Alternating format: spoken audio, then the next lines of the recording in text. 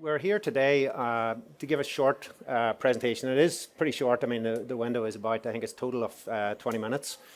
Short presentation on some of the technology aspects that are influencing direct-to-consumer sports, for sports teams, sports leagues, and how that sort of fits into the overall tapestry of ways in which sports teams, sports leagues communicate with fans. So I wanted to touch a little bit on some introduction things before we move to some more of our demonstrations. And if you think about how sports teams, sports leagues connect with fans, they connect in multiple different ways. Perhaps one of the most visible, most obvious ways sports teams communicate with fans is actually in the stadium on game day. You know, you've got that excitement, you've got that passion, you've got the noise, you've got police on horseback, you know, whatever it is. They also have shops. You guys have probably gone, you know, either because you want to buy the new kit for the new season, or your kids want you to buy the new kit for the new season. So shops are a part of that. The web is a key part of that. Instagram, you're watching Instagram, you're watching TikTok videos at 2 o'clock in the morning because they're interesting and they've got some cool features for your team because you're passionate about your team. And direct-to-consumer sort of extends that capability into the TV and says, how do I add to that mix of communication mechanisms with TV as an integral part of it? TV is interesting because it can be very visual, it can be very immersive, it can really start to get fans involved in a way that's more similar to a stadium experience than some of the other platforms. So what we want to talk a little bit about is what is the content. So when I talk to various people, they say, well, a lot of top teams, top clubs, top leagues have already given their top team the Saturday game, the Sunday game to DAZN. It's gone to Sky, it's gone to Amazon, it's even maybe these days gone to Netflix. But there's an awful lot of other content that's there. It can be friendly games, it can be youth teams, it can be sort of historical highlights, it can be information about the team, about the club. So there's lots of content that sports teams have that can be part of the engagement. And if you think about fan engagement certainly extends from game day, but it extends before the game, post the game, in the season, and outside the season. And content can be a key part of keeping those fans engaged over time. So finally, just as part of the introduction, thinking about the person whose responsibility it is to keep those fans engaged, and that's usually someone whose title is something like the digital manager, the director of digital. Their job is to figure out how do I keep fans engaged. They drive the web, they drive the social media engagement. And when they look at direct to consumer, they see something that is very direct, it's very engaging, it's very visual. It can also be very flexible in terms of the type of engagement that they can drive. It's a mechanism for delivering content to the fans. It's a way in which they can help extend their existing platforms, extend their existing mechanisms to build loyalty and to strengthen the relationships that they have with fans. So I'd like to hand over to Alex maybe to say some words of introduction. Thanks, Mick, and I couldn't agree more. Going direct to consumer is not just about streaming, broadcasting sports content. It's really about winning the fans. It's also about adapting to new viewing habits, especially from the younger audiences, so more interactivity, short form content, watching anytime, anywhere, and also providing new revenue and monetization capabilities. So it's really adapting to those new viewing habits. And I want to take one example that is really showing the trend and showing how sports right holders can go direct to consumer, address directly their viewers and adapt. And that example is the French Soccer Football Federation, is the LFP. They started their journey in 2022, so 3 years ago, initially deploying their D2C platform in just Iceland with a few hundred subscribers. So testing the market, adapting to it, understanding, getting data from their end customers. And you fast forward to now, this is becoming their primary distribution path in their domestic market. So this is clearly a trend. A lot of sports organizations went direct to consumer, but this is becoming at the core of their strategy. And one of the primary ways to address their audience, if not for some, the primary way. So what we're going to show you here is a few key requirements a few key focus area that we strongly advise right holders or sports broadcasters to look at when starting their D2C journey.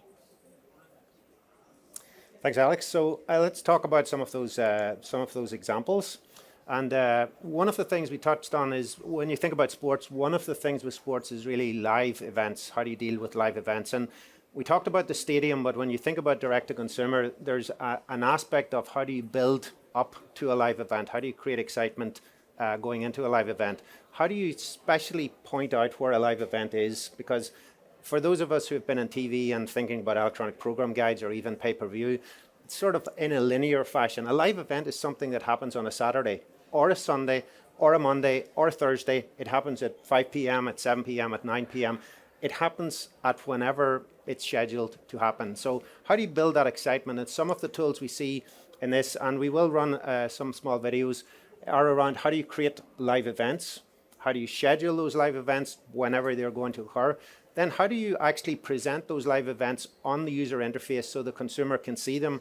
How do you identify that they're not yet live? They're coming, they're in advance, this is 2-3 days in advance. And then how do you turn that into open the doors to say the live event is now open, please come in and watch the content. So that's one example. If we think of another example, if you're a sports team, a sports club, or any organization, one of the things you want to do is engage with your fans. You want to communicate with your fans. You want to turn a fan into a super fan, a not fan into a fan. You want to bring people in. And one of the ways to do that is social sharing. So another aspect that we've seen with sports teams, with sports clubs is if you've got content that you're very interested in, then how do you bring that through to them as part of your social sharing? How do you share that with your colleagues, with your friends, with your family? And because it's social sharing, it's coming from a trusted source. So if I share with my family know who I am. It's not some third party sharing this. So again, social sharing is a key part of that engagement model. If we think about another part of this engagement model, it's the type of content and the way you package the content. And I think Alex touched on this a little bit. If we think about how people consume content, particularly Gen Z, younger people, but I have to say I also consume short-form content. Short-form content is interesting. It's reels, it tends to be vertical form, but it's also short content. It's exciting, it's interesting, it's funny. It's something that I want to eat in sort of small bites and chunk through. So you need to be able to bring reels into the mix from a presentational perspective, but also in terms of content. So if you've got some content, you're able to stitch things together in very interesting ways so that it plays to the audience who's interested in consuming things in short form.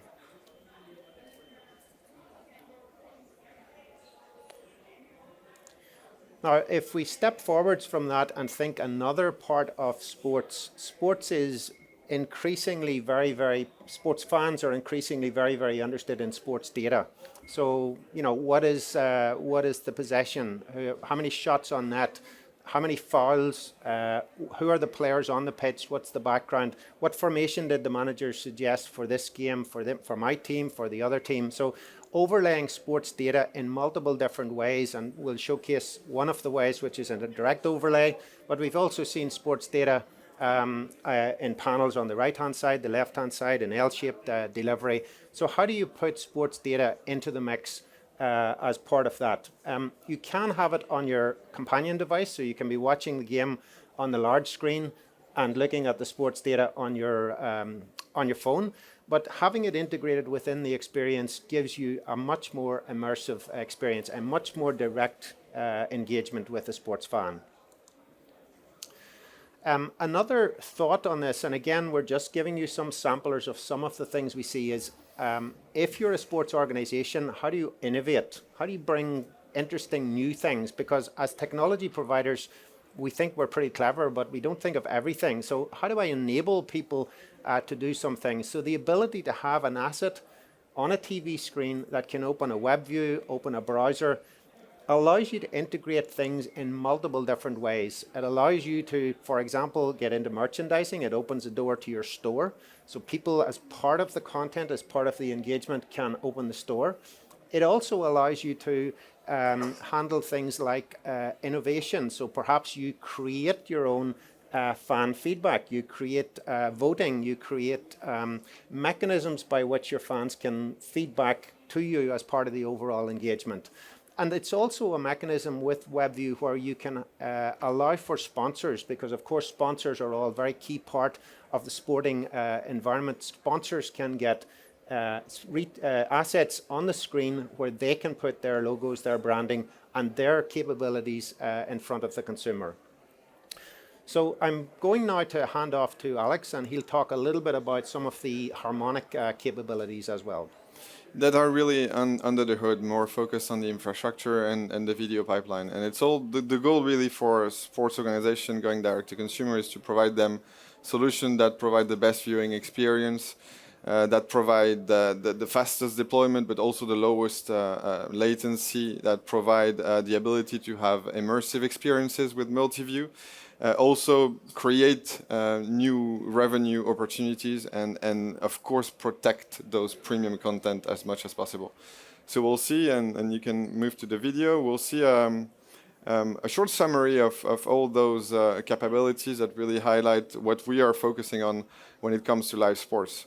So it's about keeping the best video quality to have the best user experiences while with AI optimizing the bandwidth, and build really sophisticated geo-redundancy architecture to be able to stream to potentially tens of millions of concurrent viewers. Embedding some of our partners into our solution to provide multi-view capabilities, really interactive viewing experiences, either server-side or client-side. And so you see here a few examples of some of the displays that could be managed. Server side, once for everyone. Client side, the viewers can really choose the type of content he wants to watch and switch from one angle to another. Another area where we have seen early adopters in 2021, 2022 go low latency OTT. We're really seeing it becoming a real trend and a key requirement for sports streaming. And the ability to be able to seamlessly fail over if there is a problem between one video pipeline streaming low latency and another. And also provide new monetization capabilities with new ad formats. You see here the L shape, but there are also double box capabilities. And the last area is really be able to fight against piracy, which is a big issue, and provide watermarking enabled per event, forensic watermarking. We have integration with key partners focusing on that security technology. So we can protect those premium content, either VOD or live content.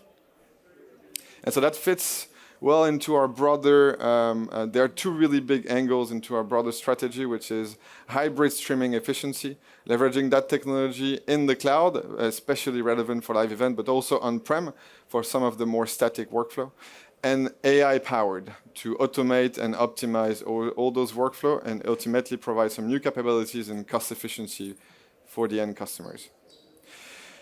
And so I think we can move to the last part, which is kind of summarizing and concluding all this. I think it's all about winning the fan experience, as we said, not just delivering and distributing and broadcasting live content. It's all about bringing engagement, the best viewing experience, new revenue opportunities, but keep the latency as low as possible and the reality and protection as high as possible. And at Harmonic, we've been doing this for quite a long time, powering some of the biggest sports OTT platforms in the world. But we just do the video pipeline. And usually for those big end-to-end D2C projects, we need partners to be able to complement our offering, to be able to bring the user experience, as Mick explained, the CMS, to orchestrate all this. And that's where our partnership with Enghouse is really solid and complementary. And we've deployed some of those platforms in the last few years, and it's really making that sports experience come to life. And I'll hand it over to you, Mick, for the final words. Good, thanks, Alex. So we've sort of been through a very, very short taste of some of the capabilities. We've touched on a few things. Alex has touched on a few of the innovations and the capabilities Harmonic brings to the table. I hope I've given some sense of what Enghouse has brought to the table, but it's really sort of like a very, very short taste. Some of the capabilities that we talked about were how do you bring a richer experience for live content to the TV experience? How can you create creativity, empower sports content owners to be creative in their own right, to enable them or their partners or engage with their fans, ways to unlock new revenues, ways to protect your valuable sports content. And as Alex mentioned, it's not really, we are technologists, we provide technology, but we've got to get our mindset around it's about the fan, it's about how the sports team interacts, engages with the fan. So that's really the focus for us and for the technologies that we drive.